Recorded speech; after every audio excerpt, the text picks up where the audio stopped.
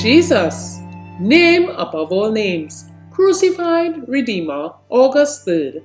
Then Agrippa said to Paul, "You almost persuade me to become a Christian." Acts 26:28.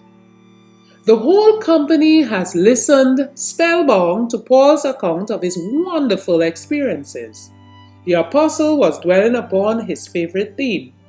None who heard him could doubt his sincerity. But in the full tide of his persuasive eloquence, he was interrupted by Festus, who cried out, "Paul, thou art beside thyself. Much learning doth make thee mad."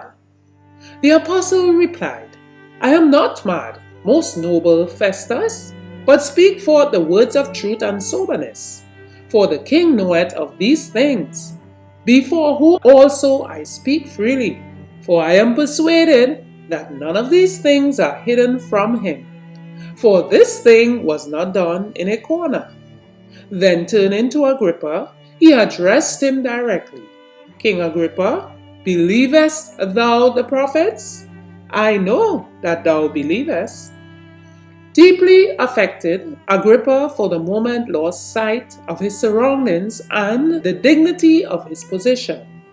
Conscious only of the truths which he heard, seeing only the humble prisoner standing before him as God's ambassador, he answered involuntarily, "Almost thou persuadest me to be a Christian?"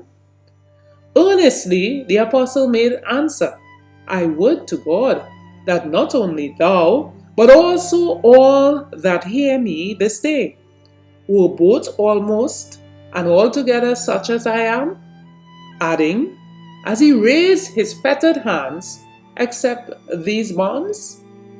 Festus, Agrippa, and Bernice might in justice have worn the fetters that bound the apostles. All were guilty of grievous crimes. These offenders had that day heard the offer of salvation through the name of Christ. One at least had been almost persuaded to accept the grace and pardon offered. But Agrippa put aside the proffered mercy, refusing to accept the cross of a crucified Redeemer. The king's curiosity was satisfied, and rising from his seat, he signified that the interview was at an end. As the assembly dispersed, they talked among themselves, saying, "This man doth nothing worthy of death or of bonds."